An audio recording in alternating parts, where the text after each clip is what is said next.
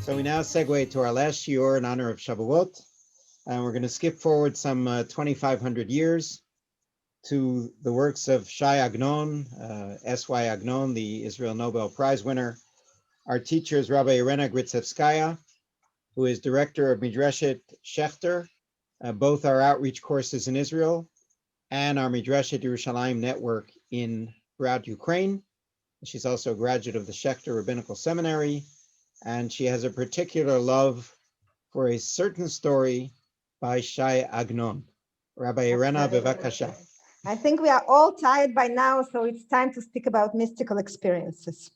So the senses already are not there, so it's definitely the time. And that's the picture of the marketplace in the city that's called Buczacz, which is in Galicia.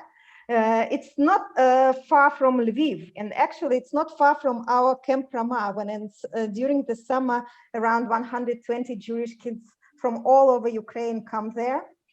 And it's also the place where Shai Agnon was born, the famous author. He was born there in 1888. He left this place in 1908 to Jaffa. Then he went to Berlin to study and came back in the beginning of the 20th to Jerusalem, where he settled in Talpiot. That's his house in Talpiot. And that's the house where he was born. Actually, in Buczacz, in the place, I will call it Buczacz because that's the Russian pronunciation, Russian-Ukrainian pronunciation. There are all kinds of ways to pronounce it, and Agnon himself, he uses the Yiddish writing in his book. And that's where he lives in during the Shavuot of 1943. When what happens in Buczacz at the same time. So Agnon, he lives in Jerusalem, and in Buczacz at the same time, in the beginning of the war, there were around 10,000 Jews. And from February to April 43, most of those Jews were murdered outside the city. At the end of June, the remaining Jews in the ghetto were murdered. And this is the news that actually he receives in the eve of Shavuot. He writes in his one of his really my favorite story by him that's called The Sign. He writes, the day when we heard the news of the city and its death was the afternoon before Shavuot. So I put aside my mourning for the dead because of the joy of the season when our Torah was given.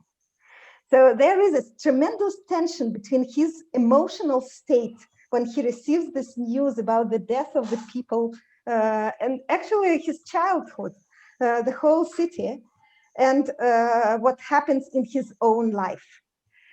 The story is actually the story of tension, and it ends with his mystical experience when he experienced the meeting with Shlomo ibn Birol, the famous Spanish poet of 11th century.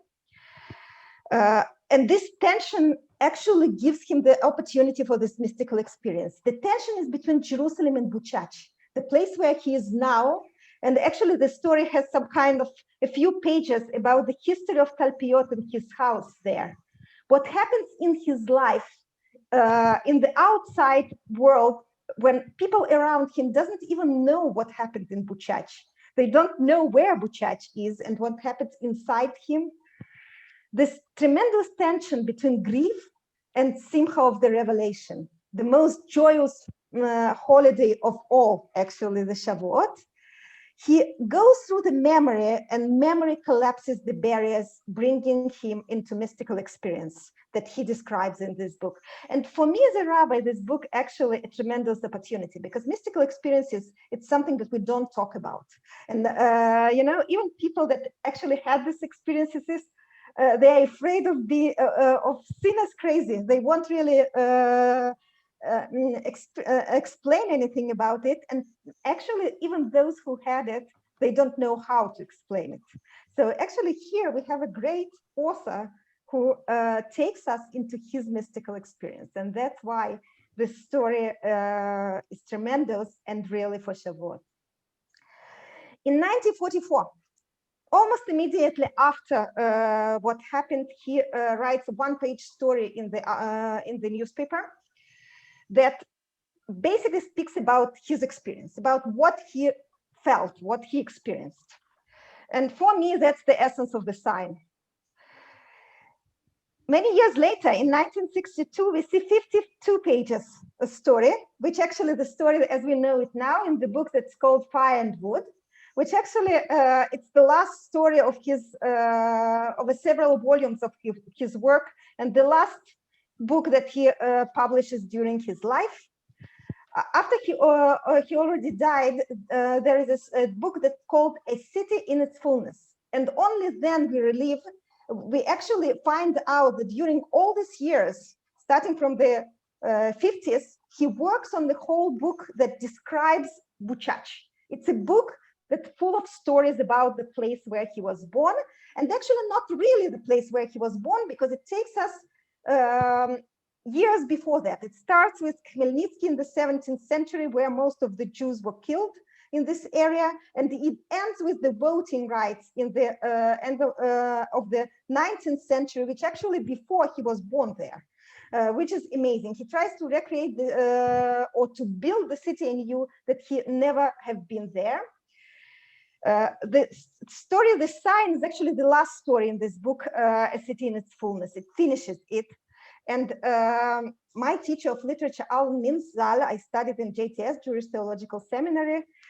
He did a great work of exploring his job and actually wrote the introduction for the new edition, new English edition. The translation of the story Sign was done by Arthur Green. This book was published in 2016, and he wrote those words. When Emunah Yaron, that's Shai Agnon's daughter, compiled a city in its fullness after her father's death, she took the stunning and evocative story and made it the conclusion of the volume. This was an intuitive act that was not part of her father's editorial guidelines. She must have seen in the story with its news of the final destruction of Buczacz a tragic but fitting ending to this epic account of the city in its fullness. Emunah Yaron's thorough and thought-out editorial work generally proceeds from a deeply informed understanding of your father's mentality. In this instance, however, I believe the choice she made was wrong. The sign should appear in the beginning of a city of its fullness and not at its end. And truly so, because the main part of the sign is the mystical experience that actually was the beginning of the call to write this book, A City in its Fullness. So it's actually a consecration, an introduction to the book, and not the ending of this tremendous book. One of the amazing stories that when it happens, when he receives the news, he starts his Shavuot, and the first thing he does, he goes to the shul, and you can find a lot of the traditions that Rabbi Golinkin talked about in this. He actually describes all the traditions in Eastern Europe, and one of them is the one that Professor Golinkin referred to. The sun shone down on the outside of the house. Inside on the walls, we had hung cypress, pine, and laurel branches and flowers.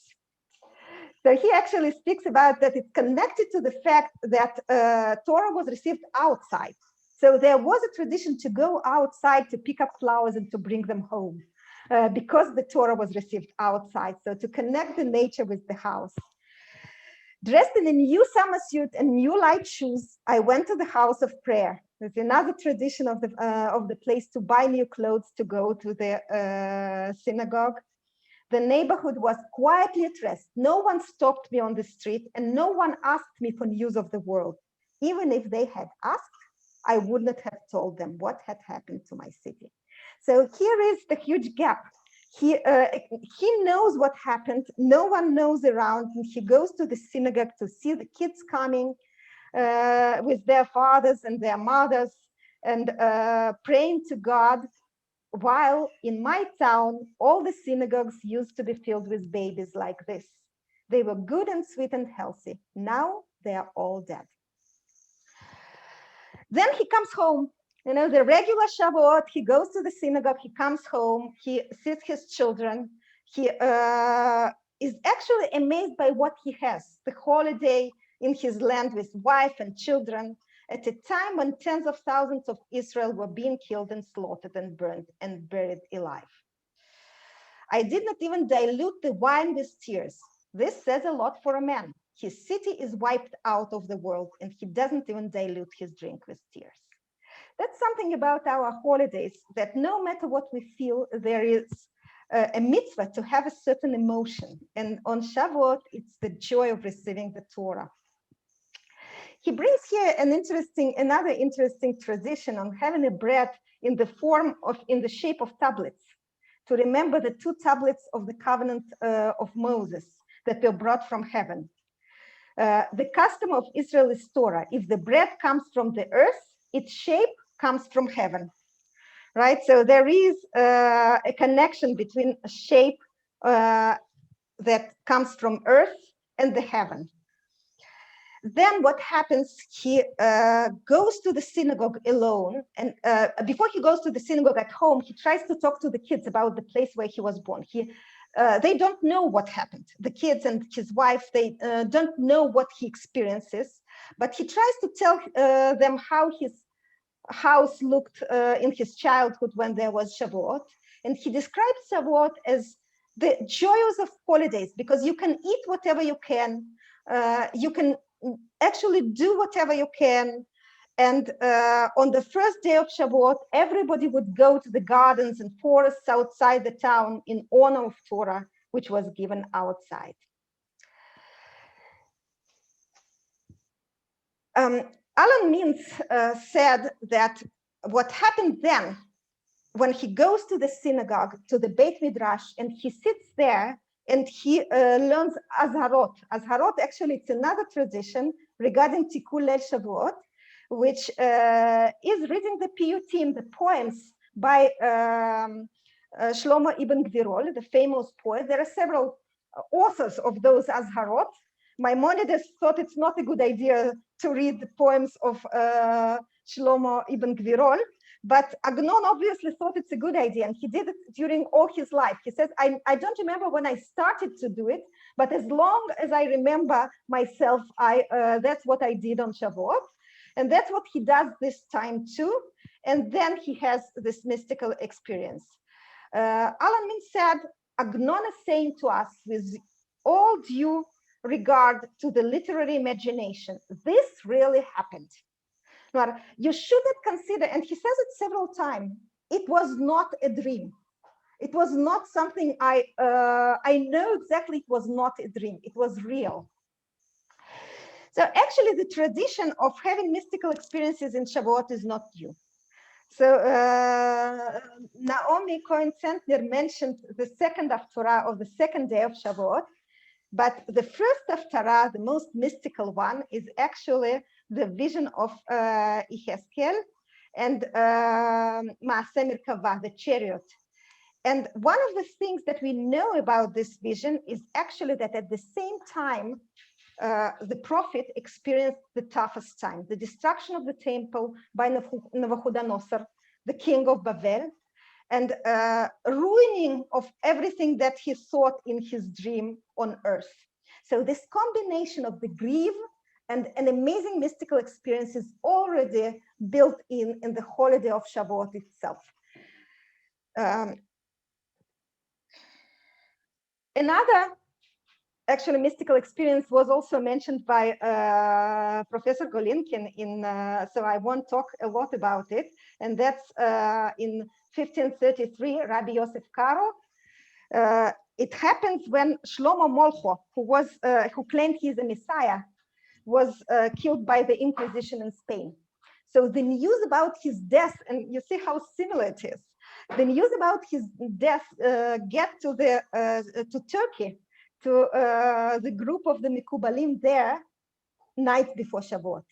So during Tikkun Leil Shavuot, they have this mystical experience of the Shekhinah that tells them that they should go to Israel to establish, to make an aliyah, as Professor Golinkin said, and they do it. So there is also this mystical experience that comes as a result of a tremendous grief, and then the call. Natan Azati he was a prophet for Shabtai Tzvi. And he also had a mystical experience on the eve of Shavuot that told him that Shabtai Tzvi was a Messiah around 100 years later. And then Rabbi Moshe Chaim Luzzatto, it was in the eve of Shavuot, but it was very close in the Rosh Chodesh Sivan. And the last one, of course, and the most amazing one is Agnon. When he comes to Beit Midrash, he says, I stood facing the candles and my eyes shone like them, except that those candles were surrounded with flowers and my eyes had thorns upon them. I closed my eyes so that I would not see the death of my brothers, the people of my town. When I close my eyes, I become, as it were, master of the world, and I see only that which I desire to see. So I closed my eyes and asked my city to rise before me with all its inhabitants and with all its houses of prayer. There is long continuation. It's actually a meditation. He closes his eyes and he meditates on the city that was gone. Bit by bit, the people of my town began to disappear and go away. I did not try to run after them, for I knew that a man's thought cannot reach the place. And there is a huge gap between the place, the divine place, and the man's thought that it can't reach. And yet, the doors of the Holy Ark opened. And that's the beginning that actually we saw in a few revelations before. And actually, that's how Luzzatto starts his story about the revelation, that it's connecting to the opening of the Holy Ark. And I saw a likeness of the form of a man standing there, his head resting between the scrolls of the Torah. And I heard a voice come forth from the ark, from between the trees of life. I bowed my head and closed my eyes, for I feared to look at the Holy Ark. I looked into my prayer book and saw that the letters that the voice from among the scrolls was reciting were at the same time being written into my book.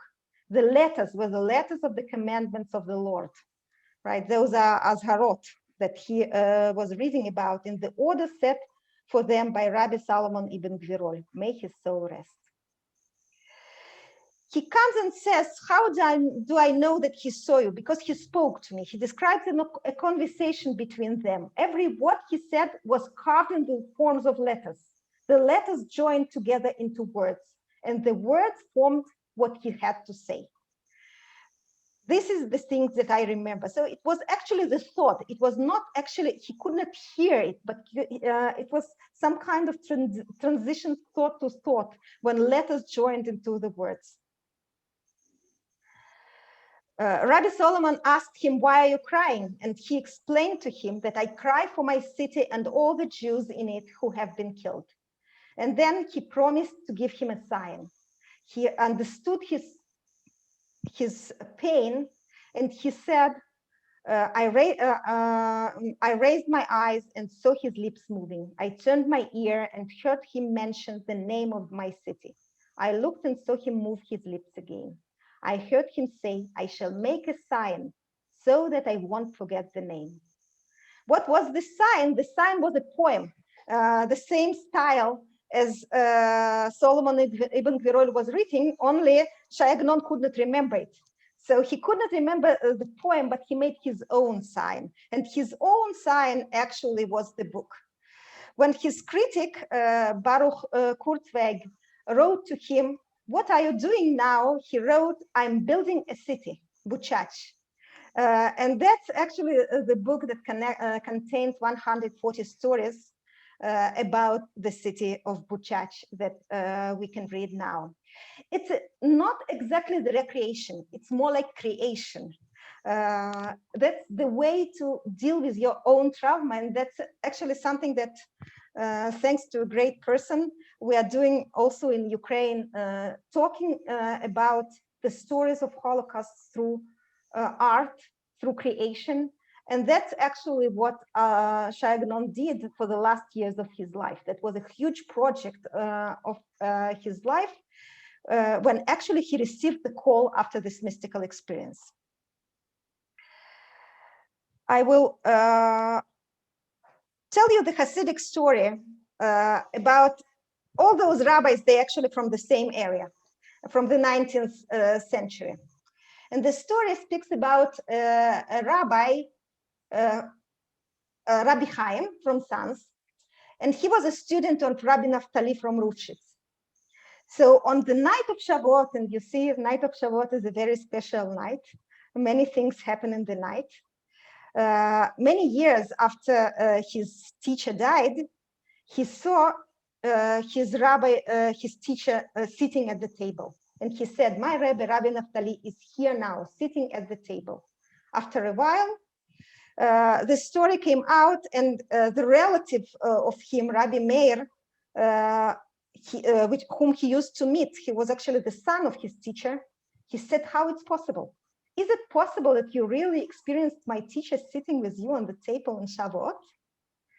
Could he actually went out from the dust of his grave in Buczacz and come to Sens?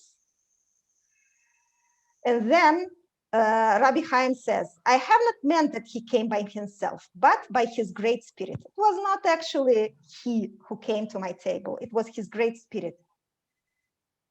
Rabbi Meir, the son of Rabbi Naftali, said, in any case, I'm trying to understand this matter. Why did you say that he came to your table?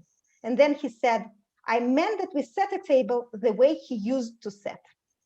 So no, it's actually not, was not his spirit. We just set the table, we arranged it in the tradition as we used to do when he was alive. And that this story for me reflects what we rational people think about mystical experiences. We always try to explain it away, right? Even when there is this amazing experience of someone who feels his teacher is sitting near the Shavuot table, there is always a rational thought that comes after that, that it's not possible, that maybe it was just his spirit, and maybe it was just the tradition that we did according to what he had. But actually the Shavuot gives us an opportunity to put aside the cynicism and to open our heart to experience the huge gap between the real and the ideal that exists without these awful events that Agnon had, and to experience the holiday that speaks about biggest revelation in the Jewish history. I will, since we have a few minutes, I will put you, I have a piyut, which actually was the piyut that Agnon speaks about in his book. It's called A Poor Captive in a Foreign Land by Shlomo ibn Gvirol. And here it's in the Sephardic, actually rhyme by Morin Nehedar, the wonderful the Persian tradition. The Persian tradition, right.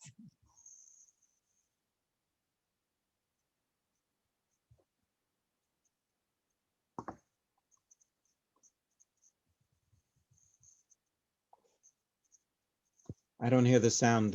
Oh, סליחה.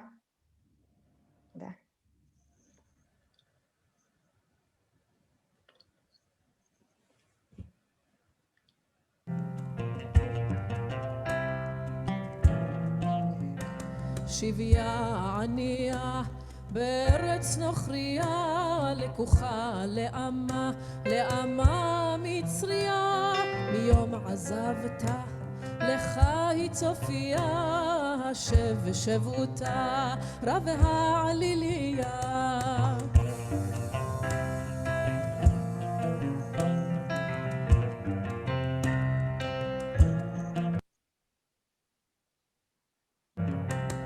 ועומר עשירייה תהיה שלישייה, וחישקל מהרה ובשרה באליה.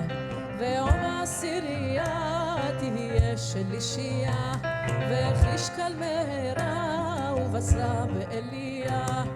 רוני בציון הנה משיחנו, למה לנצח תשכחנו.